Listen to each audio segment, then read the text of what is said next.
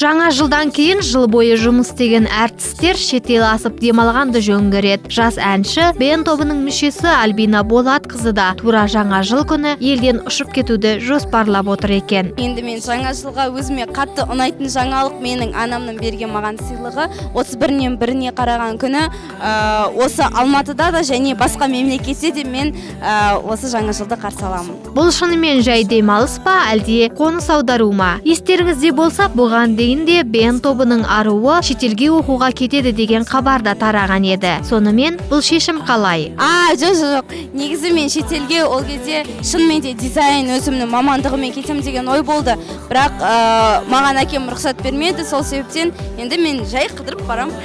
Жарайды, әр істің бір қайыры бар. Оқуға шекара асып кете алмаған ару енді қай елде демалмақ, кіммен, қалай деген сауалдар да туындайтыны рас. Ол әлі құпия болып қалсын, 2 қаңтардан бастап білесіздер. Жақсы, арулардың интриганы ұнататынын түсінеміз. Ендеше керемет демалып келіп, келер жылы жаңа күшпен, шалқар шабытпен жұмысқа кірісерсіз.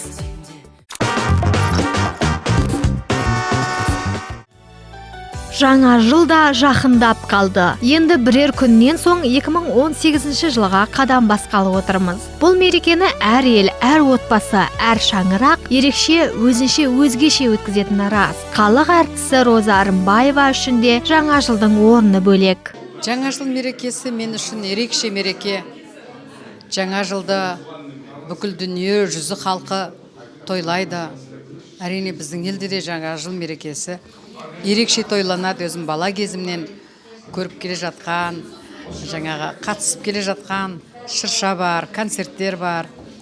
Және де ана ретінде мен үшін кіші ұлымның туған күні. Естеріңізде болса, 2000 жылы Роза Рымбаева кіші ұлы Мәдиді тура жаңа жыл күні өмірге әкелген болатын. Ал ол үшін халық әртісіне мемлекеттен арнайы сыйақы да берілген еді. Сол сәби Мәди биыл жігіттік жасқа толғалы отыр дейді анасы. Біз бұл екі мерекені бірге тойлаймыз, асыға сағына күтеміз, дайындаламыз жаңа жылға, және де кіші ұлым Мәдидің туған күніне. Биыл бұйырса менің кіші ұлым 18-ге толады. Жаңа жыл мерекесін ерекше тойлайтын әртістің отбасы үшін бұл күннің маңызы бөлек. Себебі халық әртісі Роза Рымбаеваның еркесі, әнші Әли Оқаповтың інісі Мәди осы ғасырдың құрдасы. Ал жұлдызды отбасы бұл ерекшелікпен мақтанады. Ғасырдың құрдасы менің балам. 2000 жыл дүниеге келген.